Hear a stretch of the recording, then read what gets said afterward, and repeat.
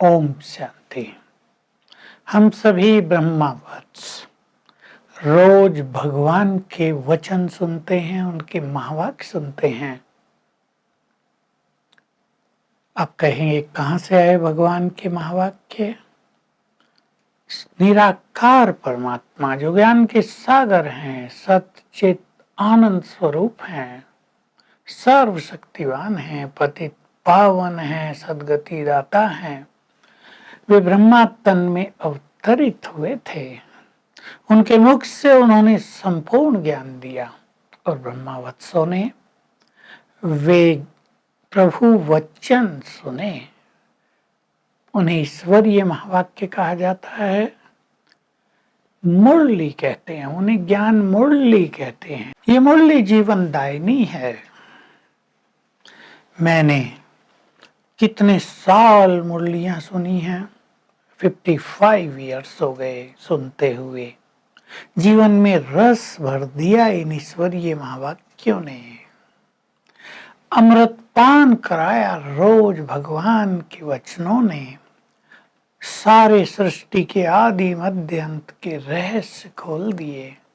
आपको हमारी बात से कल्पना लगती होगी, ये सत्य है कि भगवान ज्ञान देने आए, क्योंकि संसार में अज्ञान का अंधकार, विकारों का अंधेरा चारों ओर छा गया था। आप कहेंगे गुरुओं के वचन भी तो हम सुनते हैं, उनके पास भी तो ज्ञान है, पर वो ज्ञान जिससे आत्मा पावन बन जाए, वो ज्ञान किसी के पास नहीं है।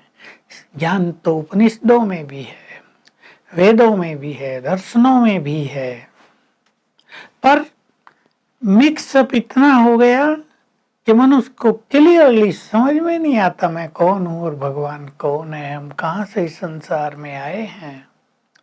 नो डाउट गुरुओं ने अच्छे कार्य किए, मनुष्य को बहुत अच्छी चीजें सिखाई, पर देखो हुआ क्या, मनुष्य तामसिक होता गया, पाप कर्म बढ़ते गए, मनोविकार बढ़ते गए, मांस मदिरों का सेवन बढ़ता गया, जिसको राक्षसी भोजन कहा जाता है गीता में, जिसको आसुरी संपदा का भोजन कहा है। तो उन्नति नहीं हुई। क्या हुआ? ज्ञान तो वेदों में भी है, पर भक्ति का ज्ञान है, भगवान से योग युक्त कैसे हो ये ज्ञान नहीं है। आत्माभिमानी कैसे बने, शरीरी कैसे हो, संपूर्ण पावन कैसे बने, ये ज्ञान नहीं है। इसलिए वेद पढ़ने के बाद भी ज्ञान की खोज बराबर बनी रहती है, लोग इधर उधर ढूंढते रहते हैं सत्य को। देखिए, हम लोग ब्रह्मा कुमार कुमारियां बनते हैं, हम सत्य को ढूंढते नहीं है, क्योंकि आत्मा तृप्त हो जाती है, महसूस हो जाता है, डीप रियलाइजेशन हो जाता है, हमारा घर परम धाम है, ब्रह्मलोक है, वही मुक्ति धाम है, मुक्ति में हम वहीं थे, वहीं से हम आए हैं, संतुष्ट हुए हम। देवी देवता कौन हैं, ये कहाँ चले गए, किसने उनको देवी देवता बनाया था, नारायण को नारायण किसने बनाया, किसी को पता नहीं, भगवान ने बनाया था। भगवान ब्रह्मा विष्णु शंकर के भी ऊपर है, निराकार है।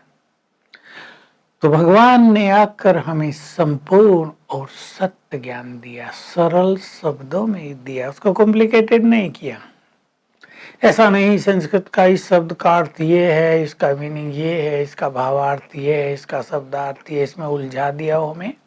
सीधा ज्ञान, तुम आत्माएं हो, आत्मा यहाँ रहती है, आत्मा अति सूक्ष्म है, मूल रूप से आत्मा पवित्र है, बहुत शक्तिशाली है, आनंद स्वरूप है, ये तुम्हारा वस्त्र है, तुम ये देह रूपी वस्त्र बदलते आए हो। देखिए, ये बात गीता में भी है, गीता में बहुत सारा ज्ञान है, लेकिन वो भी इतना उलझा हुआ है, उसमें इतनी मिलावट हुई है कि सत्य ज्ञान जैसे प्राय लोप हो गया है, और मनुष्य को ये पता नहीं चलता कि करना क्या है। बातें भारी लगती हैं सन्यासियों की बातें हैं, ये विद्वानों की बातें हैं, ये पंडितों की बातें, ये हमारे काम की चीज नहीं है। पर भगवान का ज्ञान सबके लिए होता है, वो दलितों के लिए भी है, वो शूद्रों के लिए भी है, केवल ब्राह्मणों के लिए नहीं। जो भगवान के पास आ गया वो उसके ज्ञान का अधिकारी हो गया। तो हम सभी को ये परम सौभाग्य मिला कि भगवान शिक्षक बनकर हमारे पास आए, हमें राह दिखाई, परम सदगुरु बनकर हमारा साथ दिया। क्या करो क्या नहीं करो उसको कहते हैं श्रीमत, भगवान की मत, राह दिखाई। अब आप अपने से पूछें, जिस ज्ञान की तलाश समय युगों से थी, जब भगवान वो स्वयं दे रहा है तो हम ले रहे हैं, या हमने सोचा हमने तो 7 दिन का कोर्स कर लिया, हमने तो 1 साल मुरली सुन ली, बस हो गया ज्ञान। ज्ञान बहुत गुह्य है। जैसे जैसे हमारी बुद्धि रिफाइन होती जाएगी, ज्ञान की गुह्यता हमें समझ में आती जाएगी। वही बात जो आपको 1 साल में समझ में आई है, 10 साल के बाद वो अति गुह्य रूप में समझ में आएगी, क्योंकि ज्ञान धारण होता है बुद्धि में, और बुद्धि जितनी पवित्र होती जाएगी, जितनी पारस बुद्धि होती जाएगी, उतनी ज्ञान की धारणा होगी, ज्ञान की सूक्ष्मता होगी। तो हम ये ना सोचे हमें तो पता चल गया मैं आत्मा हूँ, हमें तो पता चल गया क्या करना, शिव बाबा से योग लगाना, इससे काम नहीं चलेगा। ये पता चलना नहीं है, ये तो बहुत थोड़ी नॉलेज है। आत्मा के भिन्न भिन्न स्वरूप, आत्मा का गुह्य ज्ञान तो डेली मुरली पर ध्यान देना अवश्य है। चलो आजकल लॉकडाउन का जमाना आ गया, पहले सबको बुलाते थे आओ सेंटर में मुरली सुनो, अब कहते नहीं घर में रह के ही सुन लो। पहले जो घर में रह के सुनता था उसे कहते थे नहीं ये गलत है, अब कहते घर में ही रहना। ये तो समय की बलिहारी, समय का इफेक्ट, या कहें समय की मार। समय की मार बहुत भारी होती है, सब अनुभव कर रहे हैं और करेंगे, क्योंकि समय भारी आता जा रहा है। तो क्या मुरली पर हमारा अटेंशन है? क्या मुरली को हम वही वैल्यू देते हैं जो भगवान ने इसे वैल्यू दी है? मुरली माना हम समझ गए ना ईश्वरीय ज्ञान। बाबा ने बहुत अच्छे महावाक्य बोले हैं। अगर मुरलीधर से प्यार है, मुरलीधर माना भगवान, तो उसकी मुरली से भी प्यार होना ही चाहिए। अगर मुरली से प्यार नहीं है तो बाबा कहते मुरलीधर से प्यार नहीं है। मुरली तो हमें रोज गाइड करती है ना, मनुष्य को गाइडेंस की रोज जरूरत होती है। रोज माया के युद्ध में बाधाएं आती हैं, रोज माया और विघ्न हमारी राह रोकते हैं, हमें उनसे पार करने की विधियां रोज चाहिए, क्योंकि कलयुग के प्रभाव में हम बहुत सारी चीजें भूल जाते हैं। सोचो आप, मैं अगर आपको 10 बातें याद दिलाऊं जो अव्यक्त मुरलियों से हैं, शायद वो आपको याद ही नहीं होंगी, और आज याद करेंगे तो 2-4 दिन के बाद फिर सारी भूल जाएगी। क्योंकि जो श्रेष्ठ चीजें हैं, जो बहुत पवित्र ज्ञान है, उसके लिए बुद्धि का स्ट्रांग होना, बहुत पवित्र होना परम आवश्यक है। बुद्धि स्ट्रांग भी चाहिए और बहुत पवित्र भी चाहिए। योग से वो पवित्र होती है, सर्वशक्तिवान की शक्तियां हम लेते हैं, स्वमान में रहते हैं, तो हमारी बुद्धि बहुत शक्तिशाली भी हो जाती है। तो हम मुरली को वैल्यू दें। मुरली हमारा सबसे बड़ा खजाना है। बाबा कहा करते थे मुरली को तो चूम लो, बाबा करके दिखाते थे ब्रह्मा बाबा। सचमुच मुरली तो सुखदायिनी है, जीवनदायिनी है। इसने ही तो हमें राह दिखाई है। हमारी बुद्धि ज्ञान अमृत से भरपूर होकर फुल हो गई ना, हम तृप्त हुए, तरोताजा हो गए हम। तो हम इसको वैल्यू दें, इसके एक एक महावाक्य को सुने, धारण करें। मुरली हमें रोज गाइड कर रही है, हमें उस पर चलना है। केवल वो बहुत अच्छी लगती है ऐसा मानकर छोड़ नहीं देना है। बहुत अच्छी है तो उससे जीवन अच्छा बनेगा, उसको अपने जीवन में अपना लेना है हम सबको।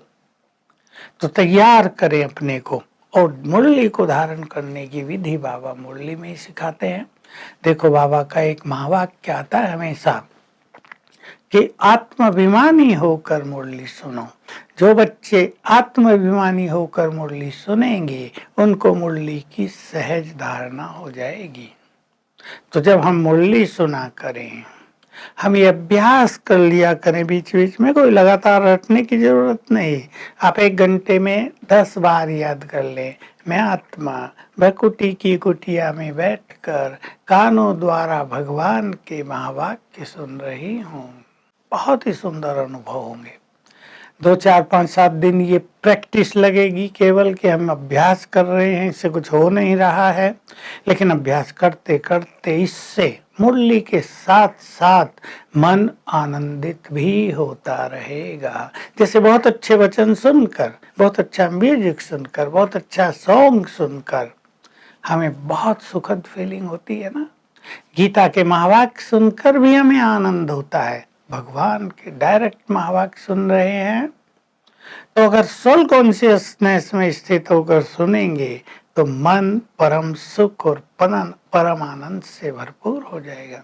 तो केवल मुरली इसलिए नहीं सुननी कि उसमें ज्ञान का भंडार है, पर इसलिए भी सुननी है कि उससे रोज हमें स्वयं को चार्ज करना है, रोज स्वयं को आनंद से भरपूर करना है।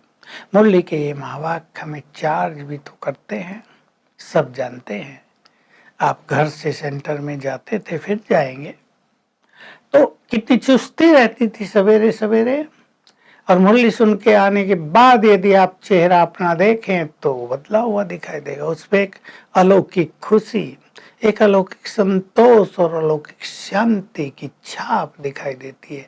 भगवान को सुनकर आए हैं ना, माना भगवान से मिल के आए हैं। बाबा ने एक बात बहुत कही है मुरलियों में, तुम्हें बहुत नशा होना चाहिए कि स्वयं भगवान हमें पढ़ाने आया है, हम गॉडली स्टूडेंट हैं, तो पढ़ाई पे कितना ध्यान देना चाहिए। बाबा की मुरलियों में रोज आता है, चिंतन करें सभी उस पर। इस पढ़ाई से तुम्हें राजाई मिलती है, छोटी चीज नहीं है। माया ने तुम्हारी राजाई छीन ली थी, अब मैं इस पढ़ाई से तुम्हें राजाई देने आया हूँ। ये भगवान के वचन हैं।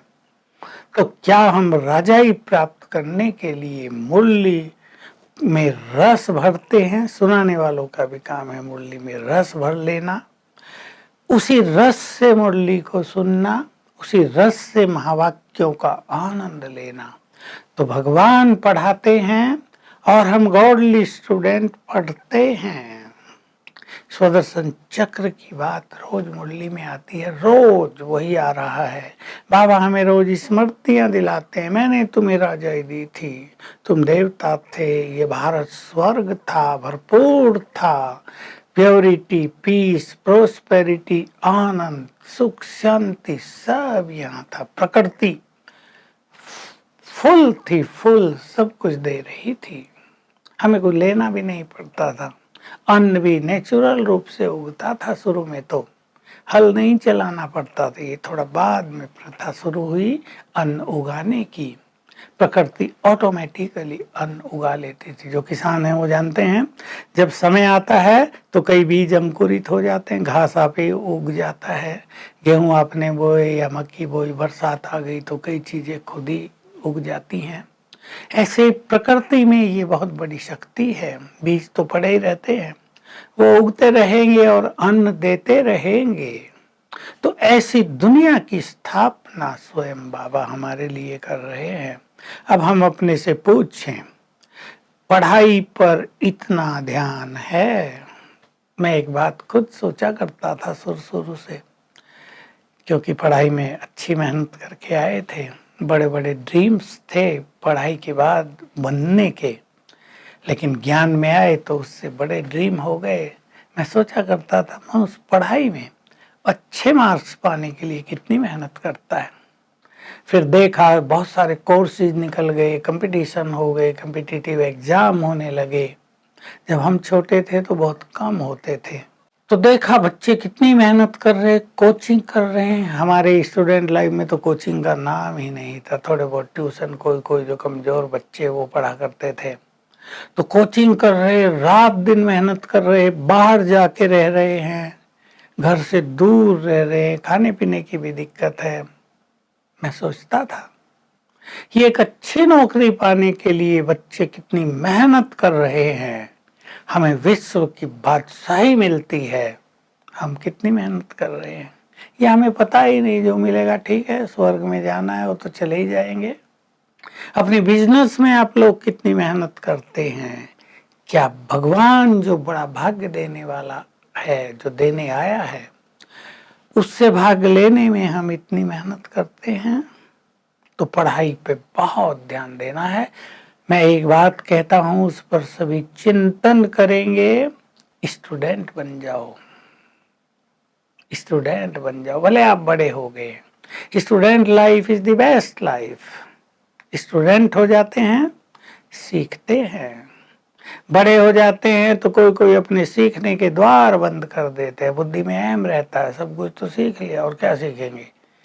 लेकिन हम स्टूडेंट लाइफ जिएंगे तो सदा ही सीखने के लिए तैयार रहेंगे और हमें सीखते ही चलना है। समझदार व्यक्ति वही है जो जीवन भर सीखे, अच्छी अच्छी बातें सीखे, बुराइयों को भी रियलाइज करे और उनका त्याग करे, पास्ट से सब कुछ सीखता चले और उसे भूलता चले। तो मुरली जीवनदायिनी है। मुरली को कई तरह से हम सुनेंगे। मैंने एक बात आपको बताई जो बाबा कहते हैं, सोल कॉन्शियस होकर मेरे महावाक्यों को सुनो। दूसरा बहुत सुंदर स्वरूप है, भगवान हमसे बातें करता है। बाप वो भगवान परम पिता अपने परिवार में आकर बैठता, अपने स्टूडेंट के सामने आकर बैठता। इस फीलिंग से बैठे, नहीं तो भगवान सुन के डर लगेगा, बहुत बड़ा है, हम तो कुछ नहीं है। नहीं, वो अपने परिवार में आता, अपने बच्चों को पढ़ाता है। देखो, अपने बच्चों को स्टूडेंट बनाता है तो वो हमसे बात करता है और बात करने में कुछ स्मृतियां दिलाता है। इन दो बातों पर आप बहुत ध्यान दें। वो हमसे बातें करता है और कुछ चीजों की याद दिलाता है। रोज मुरली ध्यान से सुने और साथ साथ उस स्मृति में आते चले। इसको कहते हैं स्मृति स्वरूप स्थिति।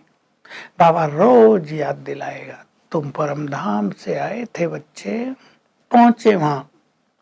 जब तुम आए थे तो देवता थे, सतयुग में पहुंच जाए वहां। तुमने चक्र लगाया, चक्र लगाए, अब तुम्हारा अंतिम जन्म है, वापस चलना है, चले। स्मृति दिलाता है बाबा, स्मृति दिलाता है तुम संपूर्ण पावन थे हे आत्माओं, तुम्हें फिर से पावन बनना है। अपने उस स्वरूप को याद करें। वो केवल ज्ञान नहीं देता, तुम थे। देखो, उसने हम सबको कहा तुम देवी देवता थे। हम तो भूल गए थे, किसी को नहीं पता भारत में कि हम देवी देवता थे। केवल देवताओं की पूजा कर लेते हम, सो हम का मंत्र जप लेते थे। किसी को ख्याल नहीं था कि हम ऐसे पावन देवता थे। भगवान ने आकर हमें रियलाइज कराया, तुम ऐसे देवता थे। हमें याद आ गया, स्मृति आ गई। स्मृति आने से क्या हुआ, हमारे अंदर का देवत्व जागृत होने लगा, प्योरिटी सरल हो गई, सद्गुण जीवन में आने लगे, मन संतुष्ट होने लगा, सरलता आने लगी, ह्यूमिलिटी आने लगी, बहुत हम नम्र हो गए, नम्र चित्त हो गए, अहंकार खत्म होने लगा। बाबा ने हमें बहुत अच्छी रियलाइजेशन दी, तुम मेरे बच्चे हो, जैसा मैं हूं वो मैं वैसा ही तुम्हें बना देता हूं। जो क्वालिटीज मेरी हैं वही तुम्हारी भी बना देता हूँ। जो मेरा गायन है वही गायन तुम्हारा भी होता है। देख ले कितनी बड़ी अचीवमेंट है। तो मुरलियों में ये स्मृति आ रही है ना, इन स्मृतियों को हम लेते चले अंदर। और कुछ बातें जो बहुत अच्छे पुरुषार्थी हैं, जिनकी एकाग्रता बहुत अच्छी है, वो और कुछ अभ्यास के साथ मुरलियां सुना करें। तो मुरली के समय एक सुख लेकर आप उठेंगे। जब मुरली सुनकर आएंगे तो आपको लगेगा भरपूर होकर आए। अगर इन सब चीजों में आप रम जाएंगे, कभी आप अभ्यास करें, मैं फरिश्ता हूँ, मुरली सुन रहा हूँ, मुझ फरिश्ते के ऊपर बाबा की किरणें पड़ रही हैं बीच बीच में। क्योंकि बहुतों को ये होगा कि ये अभ्यास करेंगे तो मुरली नहीं सुन पाएंगे, वो मिस हो जाएगी, क्या सुना पता नहीं चलेगा। लेकिन अगर आपकी बुद्धि में ऐसी पावर है और आपको ऐसा अच्छा अभ्यास है, तो बाबा की किरणें भी रिसीव करें, मुरली भी सुनते रहें। अब ध्यान मुरली पर, और ये बाबा की शक्तियों का फाउंटेन मेरे ऊपर पड़ रहा है, बहुत ग्रेट फीलिंग देगा।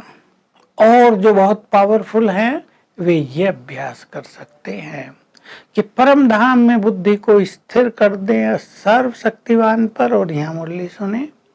बढ़ा सकते हैं इस अभ्यास को, क्योंकि हम मुरली सुनते हैं इसलिए एकाग्रता बहुत अच्छी रहती है।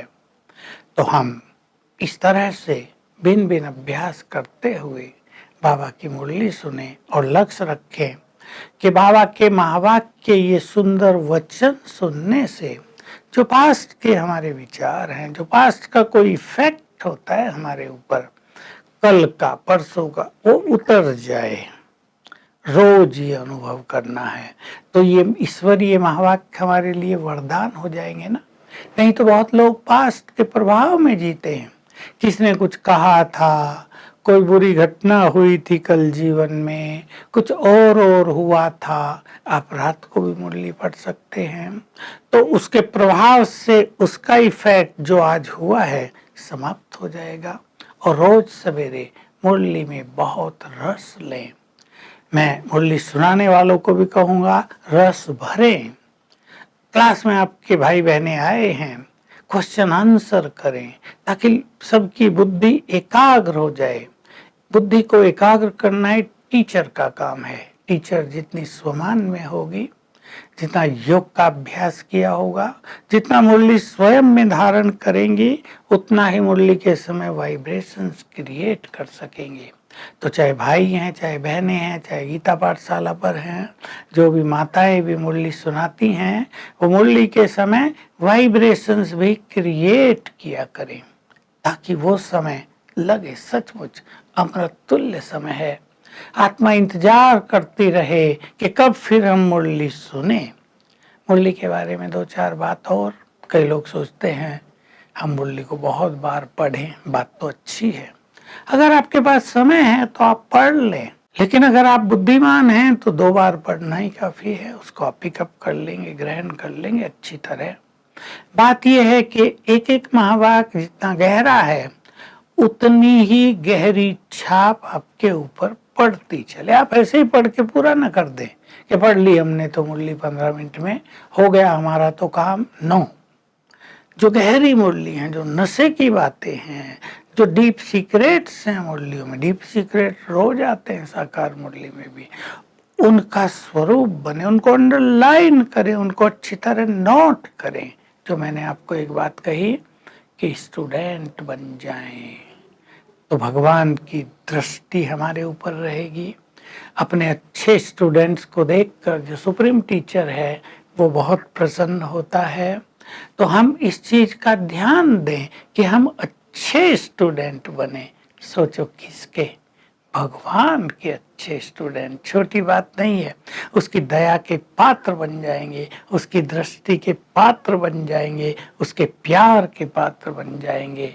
लौकिक पढ़ाई में भी स्टूडेंट अगर बहुत होशियार हो, आज्ञाकारी हो, तो टीचर का विशेष लव रहता है।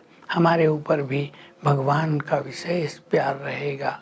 तो आओ हम सभी बाबा के महावाक्यों का सुख लें जीवन में।